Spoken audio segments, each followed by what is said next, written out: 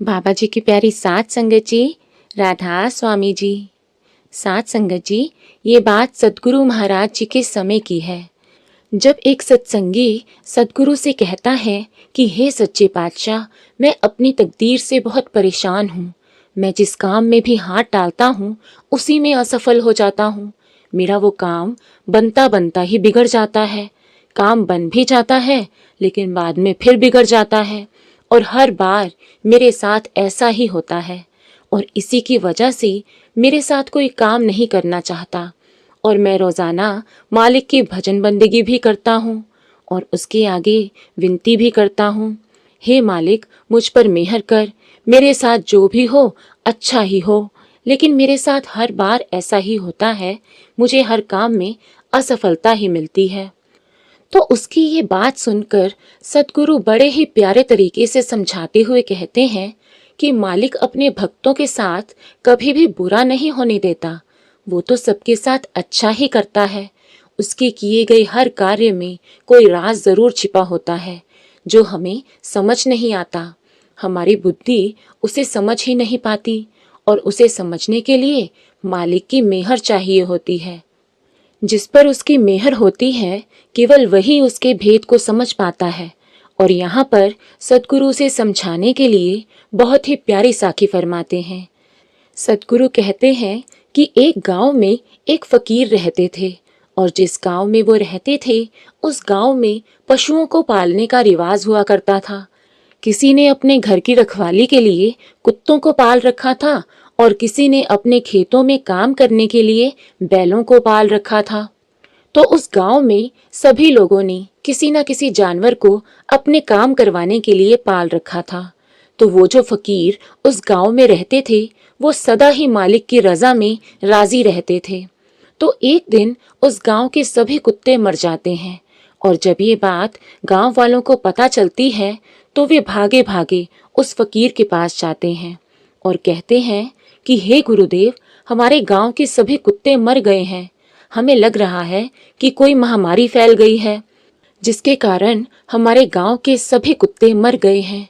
तो ये बात सुनकर वो कहते हैं कि कोई बात नहीं, इसमें भी अल्लाह की कोई मर्जी होगी, तुम चिंता मत करो। और दूसरे ही दिन उस गांव के दूसरे जानवर भी मर जाते हैं। जैसे कि किसी के बैल मर जाते हैं, किसी के मुर्गे मर जाते हैं और तीसरे दिन भी ऐसा ही होता है। तो गांव वाले परेशान होकर फिर उस फकीर के पास चलते हैं और कहते हैं कि हे गुरुदेव, पहले तो हमारे गांव के सभी कुत्ते ही मर गए थे और उसके बाद हमारे पशुओं की मृत्यु होने लगी है। किसी के बैल मर रहे हैं तो किसी के मुर्गे मुर्गियां मर रही हैं। ये अवश्य ही गहन चिंता वाली बात है। ये अवश्य ही कोई ऐसी महामारी है जो हमारे जानवरों को मार रही है। हमें जल्दी से जल्दी इसका कोई उपाय करना होगा, नहीं तो हमारा बहुत नुकसान हो जाएगा, क्योंकि इसके बिना हमारे काम रुक जाएंगे। हमारी खेती हमारे बैलों की वजह से ही होती थी और कुत्ते हमारे घरों की रखवाली किया करते थे, लेकिन अब तो सभी जानवर मर गए। अब हमें अपनी चिंता सताने लगी है कि कहीं ये महामारी हम इंसानों में ना आ जाए। तो कृपया हमें इसका उपाय बताएं कि हमें अब क्या करना चाहिए। तो उनकी ये बात सुनकर वो फकीर कहता है कि इसमें चिंता करने वाली कोई बात नहीं है। आप इतनी चिंता क्यों कर रहे हैं? वो अल्लाह मालिक जो सृष्टि को चला रहा है, क्या उसको इसके बारे में नहीं पता? क्या उसे हमारी परवाह नहीं है? वो सब जानता है और ये जो भी हो रहा है इसमें उसकी कोई मर्जी होगी, इसलिए हमें चिंता नहीं करनी चाहिए। हमें सब कुछ उसके ऊपर छोड़ देना चाहिए, क्योंकि होता तो उसकी मर्जी से है। हम तो उसकी कठपुतलियां हैं, उसके इशारों पर नाचती हैं। तो उस फकीर की ये बातें सुनकर कुछ गांव वाले नाराज हो जाते हैं और कहते हैं कि पिछली बार भी जब ऐसा ही हुआ था तब भी इन्होंने ऐसा ही कहा था कि सब कुछ उस मालिक की मर्जी से हो रहा है, जबकि ऐसा कैसे हो सकता है? सभी जानवर एक साथ इकट्ठे कैसे मर सकते हैं? और हमारा इतना नुकसान हो गया है और ये ऐसी बातें कर रहे हैं। तो कुछ गांव वाले नाराज होकर वहां से चले जाते हैं और उसके कुछ दिनों बाद ही रात के समय उस गांव में डाका पड़ जाता है। डाकू लूट मार करते करते उस गांव में भी आ जाते हैं।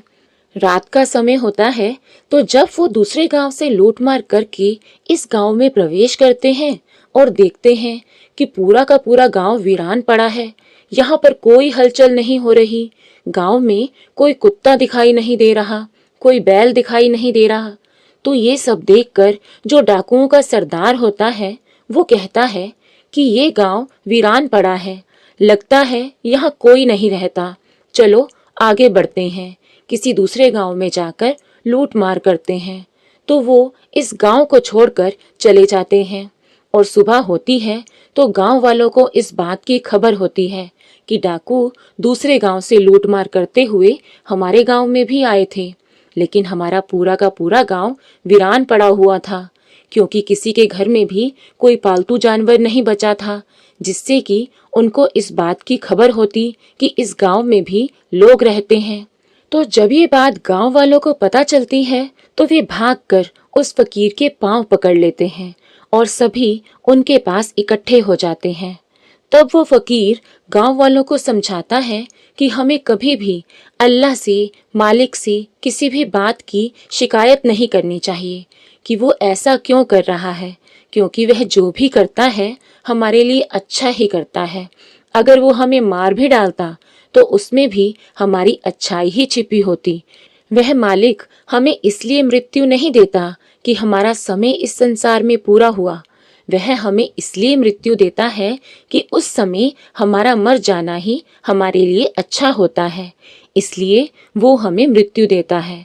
और इंसान कभी कभी उसकी रजा को नहीं समझ सकता, क्योंकि जब बच्चा पेट में होता है, अभी 4 ही महीने हुए होते हैं और वो मालिक बच्चे में जान डाल देता है और हम माँ के पेट में बिना श्वास के रहते हैं। जो हमें बिना श्वास के माँ के पेट में रख सकता है और हमें बिना मुंह के माँ के पेट में भोजन दे सकता है, क्या वो इस संसार में हमारी रखवाली नहीं कर सकता? क्या उसको नहीं पता है कि हमारे लिए क्या अच्छा है, हमारे लिए क्या बुरा है? हम किस बात की उसके आगे शिकायत करते हैं? वह जो भी करता है हमारे लिए अच्छा ही करता है। हमें तो केवल उसका शुक्र करना चाहिए, उसकी रजा में रहना चाहिए। और जो शुक्र नहीं करता, उसके ऊपर से वो मालिक अपनी दया मेहर का हाथ खींच लेता है। तो हमें जिंदगी में कभी भी मायूस नहीं होना चाहिए, सदा ही उसका शुक्र करना चाहिए। जो भी उसने हमें दिया है हमें उसका शुक्र करना चाहिए। दुख में भी उसका शुक्र करना चाहिए और सुख में भी उसका शुक्र करना चाहिए। और हमें कभी भी उसके आगे किसी भी बात की शिकायत नहीं करनी चाहिए कि हमारे साथ अच्छा नहीं हुआ, क्योंकि हमारी बुद्धि उसकी रजा को समझने के काबिल नहीं है। ये बात तो केवल वही समझ सकता है जिस पर उसकी दया मेहर होती है। अंत में सतगुरु कहते हैं, तो जिंदगी में कभी भी हमें मायूस नहीं होना है, परेशान नहीं होना है, उसकी दी गई दातों का शुक्र करना है, उस मालिक की भजन बंदगी के लिए वक्त निकालना है। लेकिन हम तो शिकायतों से भरे रहते हैं। अगर हमारे कुछ पैसे कहीं गिर जाते हैं तो हम शिकायत करने लग जाते हैं। अगर हमारा कोई नुकसान हो जाता है तो हम शिकायत करने लग जाते हैं, जबकि हमें तो उसका शुक्र करना चाहिए, क्योंकि जब हमारा कोई नुकसान होता है तो उसमें भी उस मालिक की रजा होती है, उसमें भी हमारे लिए अच्छा छिपा होता है जो हमें दिखाई नहीं पड़ता। और अगर मालिक हमारे लिए एक रास्ता बंद करता है तो 10 और खोल देता है।